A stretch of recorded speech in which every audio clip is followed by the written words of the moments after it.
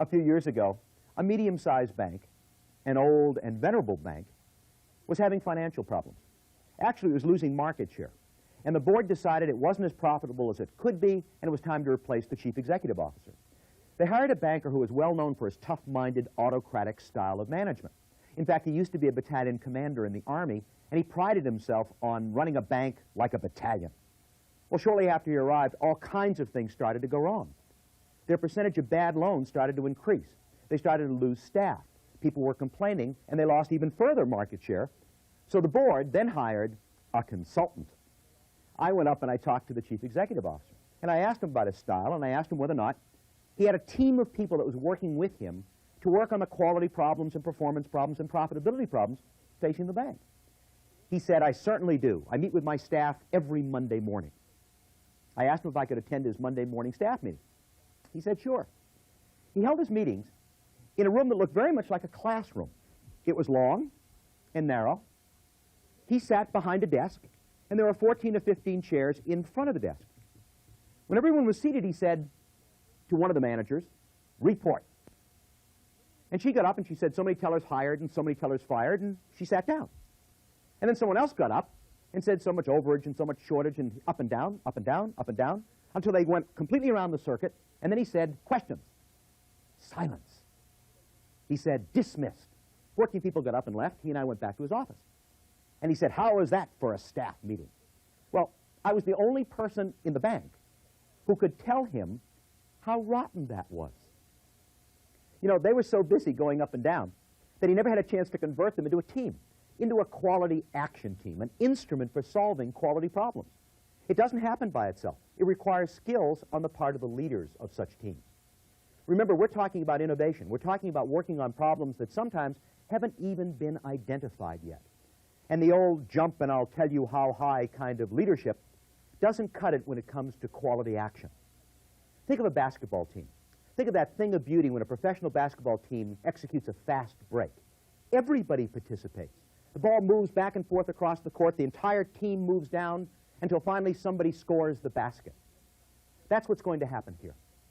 I was talking to the president of a telecommunications company recently who didn't operate that way at all. His view of basketball was some gorilla who grabbed the ball, bounced it all the way down, and sank it himself. And he was the gorilla. He said, "I am an autocrat, I've been an autocrat, and that's why I've been so successful in my business career." And I said, "Well, why are you launching quality action teams throughout your entire organization?"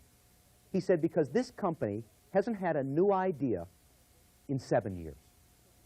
And he began to realize, without everybody participating, his competition was going to eat his lunch. What goes on in quality action teams? Your people are going to acquire skills. They're going to learn how to dribble and shoot. They're going to learn how to work on problems of focusing and problem definition and analyzing and developing solutions and executing those solutions. But they need to be converted to a team to do that. And that requires skills that you have to possess and execute. You have to know things about active listening.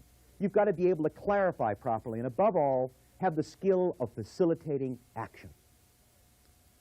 Let's start with active listening skills. The purpose of active listening skills is for a leader to make the group feel comfortable, relaxed, ready to go to work, and ready to be able to define what they want to work on. Instead of showing you how to do it, let's start off by showing you how not to do it.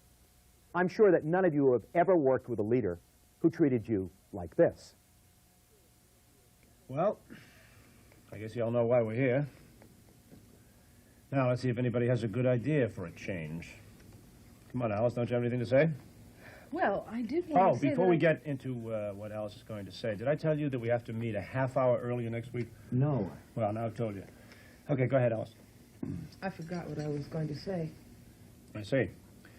How about you, Mark? I'm sure we'd all like to hear your ideas about the new building. You think this is a good move for the company?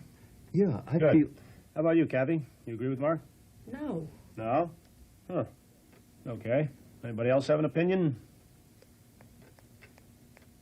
Come on, people, let's hear some ideas. All right. I'd like to say that I think that there's a feeling in some of the departments that they've been left out... Dave, are you listening to me? Of course I'm listening to you, Bob, and I appreciate your concern. Okay, let's keep it moving here. We got a lot to cover this morning. Even though we invented that guy, he seems vaguely familiar to me. Active listening presupposes action, not being a passive listener the way many leaders are, the way he was. He was playing one-way tennis with every member of the group, verbal tennis. We're talking about getting everyone involved, and for that the leaders have to become very proactive, very much involved in all the communication that goes on within a group. The skills of active listening are open-ended questions instead of closed-ended questions, attending to the verbal and nonverbal communication patterns that go on within a group, and encouraging participation all the time. There's a big difference between open-ended and closed-ended questions. For example, our leader asked questions like, How about you, Mark? I'm sure we'd all like to hear your ideas about the new building. You think this is a good move for the company? Yeah, I Good. feel... How about you, Kathy? You agree with Mark? No. No? Huh. Okay. Anybody else have an opinion? open-ended questions, on the other hand, invite people to participate with you. When you begin questions with how and what, you'll notice that people flood into the conversation. They're not shut off by a closed-ended question of yes or no. Attend to the verbal and nonverbal communication patterns that go on within a group. You've got to learn to listen with your eyes as well as your ears, because it's been estimated that 70% of conversation in a group is actually nonverbal. Encourage participation. Ask frequent, encouraging questions. Write down what people say.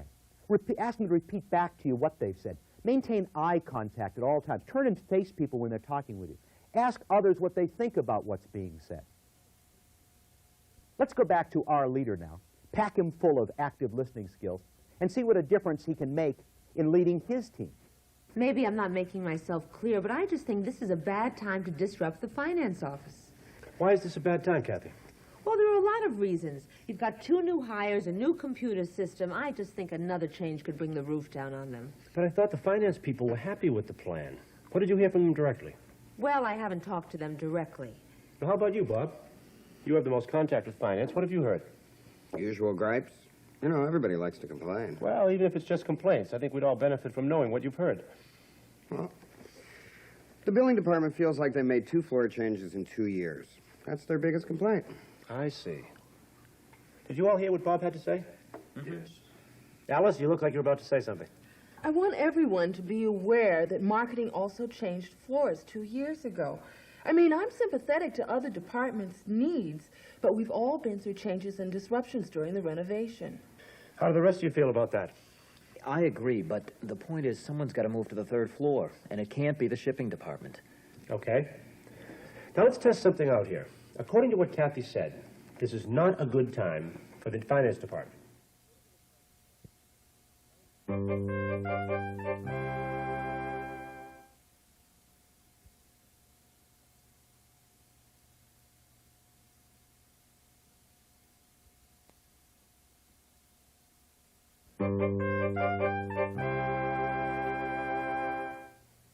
As we've seen, active listening skills are very useful in getting a group ready to go to work. It makes them comfortable and ready to offer up ideas about what they'd like to work on. Clarifying skills helps take that general information and make it much more specific. There are 3 clarifying skills: asking directive questions, paraphrasing, and combining and building on ideas. By asking directive questions, especially after open-ended questions, you help take general information and guide people down to a much greater level of specificity, but you're using their ideas, not your own. Again, the purpose is not to interrogate, but to help people redefine their thinking. Paraphrasing is repeating what you've heard back in your own words. That's very helpful because, 1, it assures that you understand what they've said, and they hear you saying it. Lastly, remember, we're trying to build a quality action team.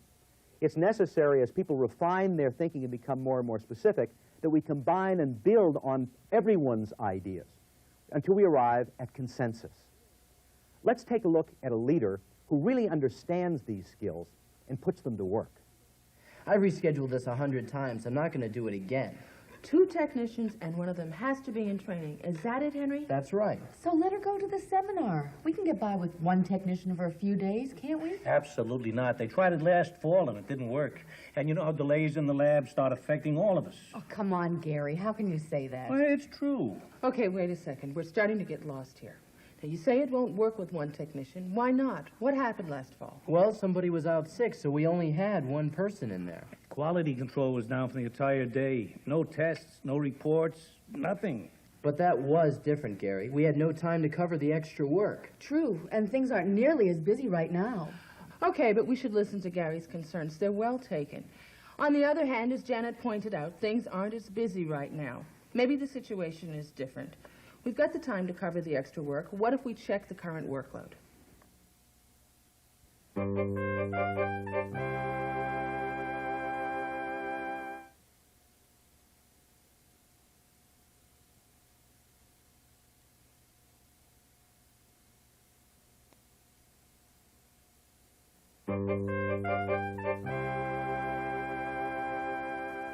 We've now examined 2 of the 3 categories of leadership skills. Active listening helps a group get ready to go to work and offer up ideas as to what they'd like to work on. Clarifying skills help take that general information and narrow it down. And now you're ready to facilitate action. You know, a lot of leaders make the mistake of thinking that the first 2 categories of skills are simply mechanisms to get the group ready to do what the leader wants them to do. They make the mistake of yelling, "Charge, follow me." Let's take a look at a leader who becomes much too directive and tries to grab the group and force it in the direction that he wishes to go. And that's the way I see it. So it seems that Look, unless we can get Charlie, I hate to cut you off, but we're running out of time, and I want to make sure that we resolve everything before we leave. Well, we can't resolve anything unless we deal with the problem as outlined by the... Right, we will. Charlie, we'll deal with it, whatever it is. But, look, right now, I just want to make sure that we all know where we are as a group, okay? Now, does everybody understand where we are as a group? Marina? Tom? Good. I'm confused. We never really resolved what Charlie was talking about. You're missing the point completely. All right, I know. But I am the leader of this group. Okay. Yeah, I want to make sure now that we all understand where we are, okay? For the benefit of Jack. Doesn't seem to know where he is. Okay. We agreed that the orientation program should be held twice a year. Then Charlie made some rather hostile remarks about getting buy-in. But we agreed that we'd have to deal with that later. So, orientation program goes as planned. Now, I said that I would deal with getting budget approval, and I'm going to let you all know about that when we meet next week. Okay, now listen. I want to make sure that nobody feels like I'm putting words in anybody's mouth. So I want to see a show of hands. Does everybody agree with me? How many times have you yelled, "Charge, follow me," and there was no one there as well? Well, facilitating action skills prevent that from happening. There are 3 of them: summarizing, confirming consensus, and building to resolution. Summarizing is the process of asking, where are we, every once in a while. By doing that, it helps the group arrive at conclusions. It helps focus in on their thinking to come to an end of the discussion so you can get on to action. When you arrive at consensus, you want to confirm that the group has arrived at consensus.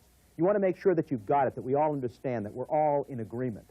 Then you are ready to bridge to resolution. Then you're ready to ask, where do we go from here? Let's take a look at our leader who's acquired these skills. He's acquired them, and you too will acquire them. It takes a little work. It takes a little practice. How do you get to Carnegie Hall? Practice, practice, and practice. But once you're comfortable with them, you'll find that you can go through the cycle at any time. If you need active listening skills or clarifying skills or facilitating action skills, they're immediately at your disposal. Let's watch him and his team and take note of how he uses each of these facilitating action skills. Okay, so let me try to summarize where we are. Now, Jack's concern was, and I want to make sure that I've got this right, that without buy-in from the branch offices, the orientation program just won't fly. Exactly. Mm-hmm. And Marina's ideas about that were that we should get the branch managers involved in designing the program right from the beginning. Right. Now, Marina, what exactly did you mean by involved? Well, in the scheduling issues, not in the content of the program. But in the actual scheduling. Yeah. After all, it's not just a question of getting them to buy in. We need their expertise. They're really the only ones who know what will work for them. Okay. So where does that leave us in terms of the program right now? I'd say we've identified a possible problem. Now, it's going to take a bit of work to include the branch managers, but in the end, it'll pay off for everyone. Okay. Does everybody agree with this assessment? I mean, is this pretty much where we are? I think so. Sounds right. I think we should get rolling. Well, I think if we get the managers involved in terms of scheduling, then I think we're ready to get rolling. Okay. Now, are there any problems or details that we've missed? Don, didn't you mention...